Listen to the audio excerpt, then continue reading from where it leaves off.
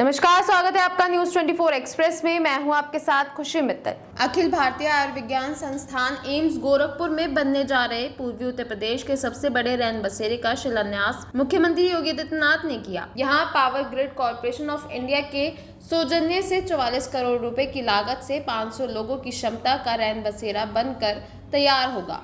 बता दें कि मुख्यमंत्री योगी आदित्यनाथ ने एम्स परिसर में बनने जा रहे रैन बसेरे का भूमि पूजन कर निर्माण का शुभारंभ किया। इस अवसर पर सांसद रवि किशन के साथ अन्य जनप्रतिनिधि और गोरखपुर एम्स के अध्यक्ष दीपक वर्मा और एम्स के निदेशक डॉक्टर विभा दत्ता के साथ डॉक्टर्स उपस्थित रहे। गोरखपुर शहर पूर्वी उत्तर प्रदेश के जिलों और सीमावर्ती बिहार तथा पड़ोसी मित्र राष्ट्र नेपाल के लोगों के लिए शिक्षा, स्वास्थ्य और कारोबार के लिए महत्वपूर्ण केंद्र है। प्रतिदिन यहाँ बड़ी तादाद में ऐसे लोग आते हैं जिन्हें कहीं जरूरी कारणों से रात्रि प्रवास करना पड़ता है। रात्रि प्रवास करने वालों में से सबसे ज्यादा संख्या इलाज के लिए आने वालों की होती है। ऐसे लोगों में आर्थिक रूप से कमजोर लोग रैन बसेरों का शरण लेते हैं। मुख्यमंत्री बनने के बाद से ही योगी आदित्यनाथ का जोर रैन बसेरों की संख्या, क्षमता बढ़ाने और वहां जरूरी सुविधाओं को सुरक्षित करने पर रहा है। इसके लिए समय समय पर वो खुद कई रैन बसेरों का निरीक्षण कर व्यवस्था का जायजा भी लेते हैं। एम्स गोरखपुर में power grid corporation of India के सहयोग की CSR निधि से 500 लोगों की क्षमता का रैन बसेरा बनने जा रहा है। ये न केवल गोरखपुर का बल्कि पूर्वी उत्तर प्रदेश का सबसे बड़ा रैन बसेरा होगा। इसके निर्माण पर 44 करोड़ रुपए की लागत आएगी। एम्स में आने वाले मरीजों और तीमारदारों की सहूलियत के लिए मुख्यमंत्री योगी आदित्यनाथ ने ही पूर्व में रैन बसेरे की व्यवस्था करने के निर्देश दिए थे। एम्स में रैन बसेरा बन जाने के बाद यहां आने वाले मरीजों और उनके परिजनों को भटकना नहीं पड़ेगा। मुख्यमंत्री योगी आदित्यनाथ ने संबोधित करते हुए कहा कि प्रदेश सरकार हर जिले में मेडिकल कॉलेज बना रही है। उन सभी कॉलेजों में लोकल सुविधाएं मिलनी चाहिए, लेकिन वहां पर रिस्क नहीं लिया जाता है। हर पेशेंट को रेफर करते हैं, ये बंद होना चाहिए। एम्स को ऐसे पेशेंट जिनको क्रिटिकल केयर की ज़रूरत होती है उनके साथ रिस्क लेना होगा। लखनऊ पहुंचने में उसे 4 घंटे लगेंगे। इतनी देर में क्या होगा ये वही जाने। दुनिया में जितने अच्छे रिसर्च हुए हैं, जिस व्यक्ति में जितना अधिक डाटा तैयार करने की क्षमता होगी वो उतना आगे बढ़ेगा।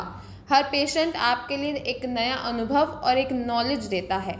एक हॉस्पिटल्स को दे जिससे जो सामान्य पेशेंट है जिसको केवल आप कंसल्टेशन दे सकते हैं और उसके माध्यम से वहीं पे उसकी दवा लिख करके वे उनको वहीं पे वे अपनी दवा खरीदें, अपने घर जाएं।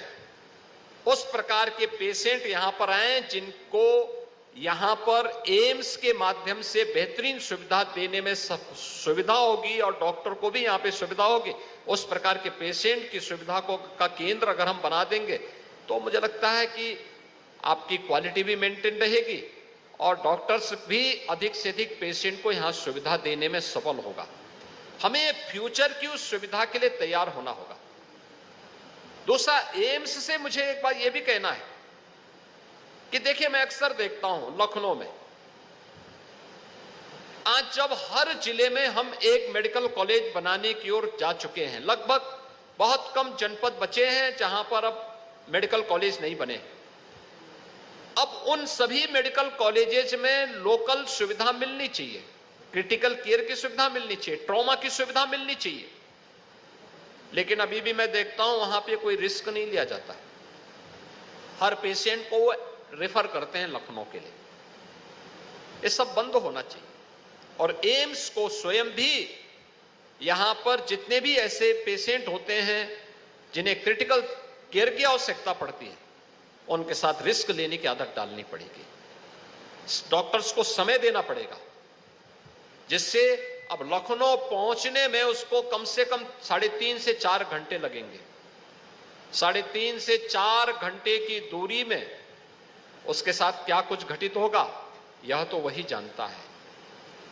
हमें इस पक्ष को देखना होगा और याद रखना, दुनिया के अंदर जितने भी अच्छे रिसर्च हुए हैं वह जितने अधिक डाटा कलेक्ट करने की सामर्थ्य जिस व्यक्ति में होगी उसी आधार पर यह आगे बढ़ सकता है। हम कैप ना करें कि हमें केवल 10 पेशेंट देखने हैं या 15 पेशेंट देखने हैं या 25 देखने हैं। जितने आ सकते हैं देखिए, हर पेशेंट आपके लिए एक नया अनुभव भी। अभी के लिए इतना ही है। ऐसी और तमाम खबरों के लिए देखते रहे न्यूज़ 24 एक्सप्रेस।